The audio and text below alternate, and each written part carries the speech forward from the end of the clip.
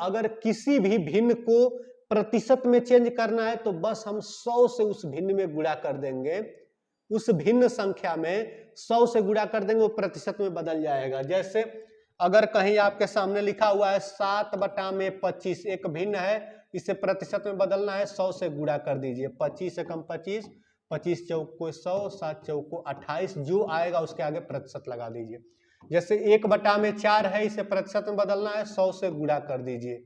4 25 चौको 100, यानी इसको कितना लिखेंगे, 25% लिखेंगे।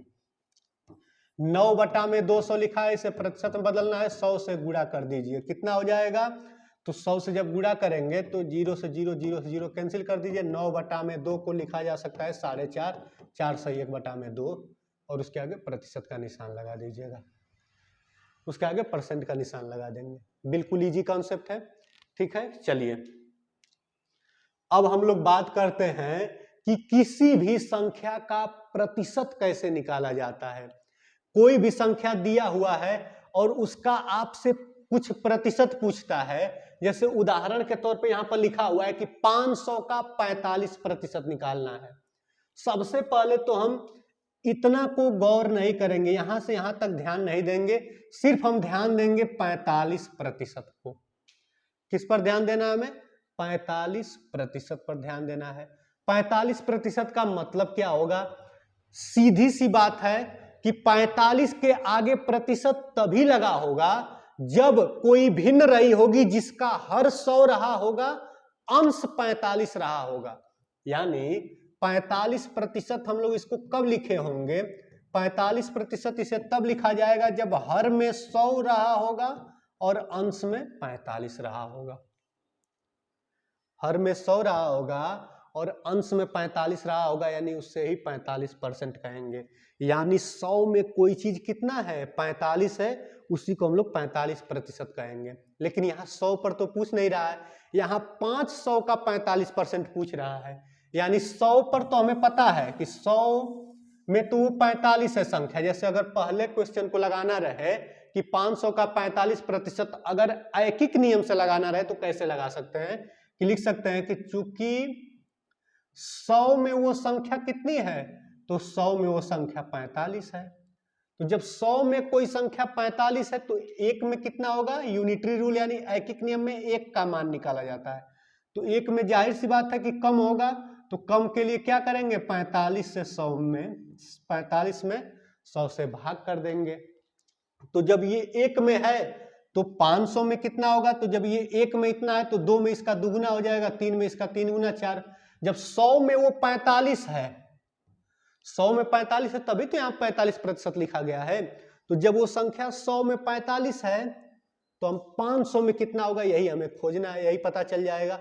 यही प्रश्न है कि 500 का 45% बताना है हमें। तो 100 में वो 45, तो एक में 45/100 तो 500 में, तो 500 में कितना हो जाएगा, तो 45/100 गुणे 500। कितनी बार भाग गई, 5 बार।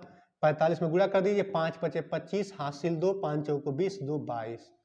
कितना आ गया, 500 में अगर कोई लड़का 225 नंबर पाएगा या कोई संख्या 500 में 225 है तो उसको 45% कहेंगे।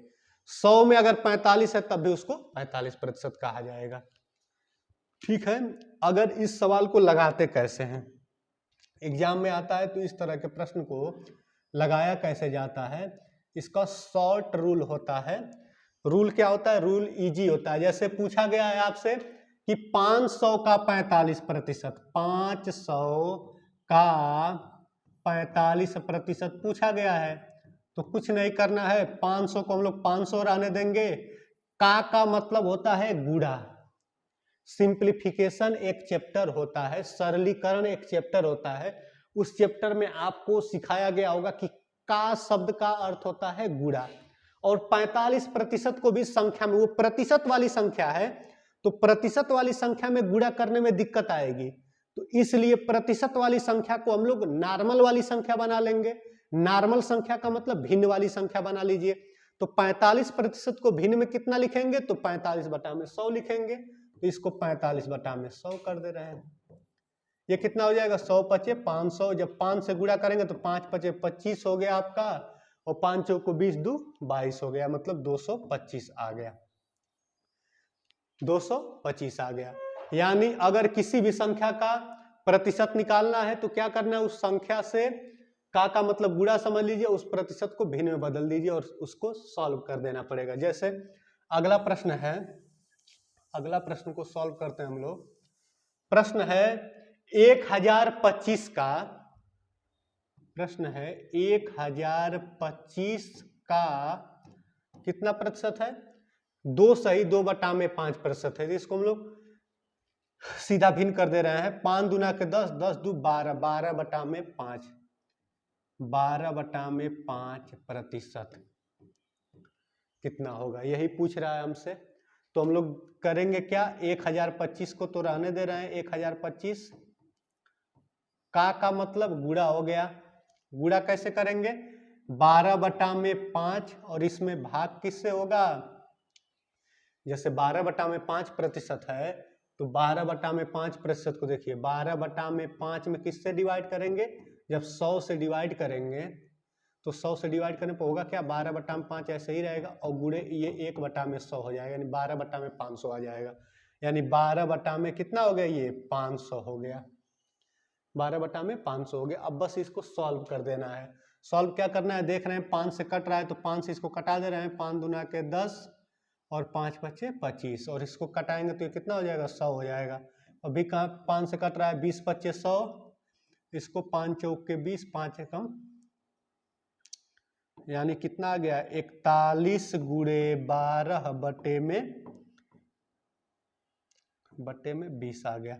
अब किससे, 2 से हम काट दे रहे हैं, 2 से 2 ये 10 हो गया, ये 2 से कितना हो जाएगा 6 हो जाएगा, 6 का गुणा कर देंगे तो 6 एकम 6 हो गया और 6 चौके 24 हो गया, 6 चौके 24 हो गया, यानी 246 बटा में 10 आ गया। 10 में कितना जीरो है, एक जीरो है, एक स्थान पर इकाई की तरफ से छोड़ के दशमलव लग जाएगा, यानी 24.6 आ गया।